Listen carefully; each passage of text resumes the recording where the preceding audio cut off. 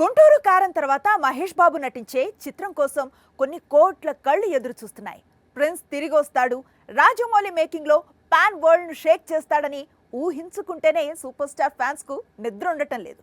అలాంటి crazy project అప్పుడప్పుడే ప్రారంభమయ్యే అవకాశాలు మాత్రం కనిపించడం లేదు. గుంటూరు కారం వరకు మహేష్ సాగించిన జర్నీ ఒకటి. ఇప్పుడు రాజమౌళి సినిమాతో తన కెరీర్ లోనే కొత్త జర్నీని ప్రారంభించబోతున్నాడు. అందుకే కావలసినంత టైం తీసుకుంటున్నాడు. నిజానికి ఈ సినిమాను ఆగస్టు 9న మహేష్ బాబు పుట్టినరోజు కానుకగా ప్రారంభించాలనుకున్నారు. కానీ ఇంకా ప్రీ ప్రొడక్షన్ వర్క్ కంప్లీట్ కానందున ప్రిన్స్ బర్త్డేకు ఎలాంటి హంగామా ఉండదు అని యూనిట్ వర్గాలు చెబుతున్నాయి. దసరాకు సినిమాను ఘనంగా ప్రారంభించి ఆ తరువాత రెగ్యులర్ షూటింగ్ కు వెళ్లే అవకాశాలు ఉన్నాయట. మరోవైపు అంబానీ వారి వెడ్డింగ్ లో మహేష్ కనిపించిన తీరుకు టోటల్ పాన్ ఇండియా షేక్ అయిపోయింది. ప్రిన్స్ గ్లామర్ హాట్ టాపిక్ గా మారింది. ఇప్పుడు ఈ లుక్ తో రాజమౌళి ఫిల్మ్ అంటే బాక్సాఫీస్ టార్గెట్ నెక్స్ట్ లెవెల్లో ఉండడం ఖాయమంటున్నారు అభిమానులు.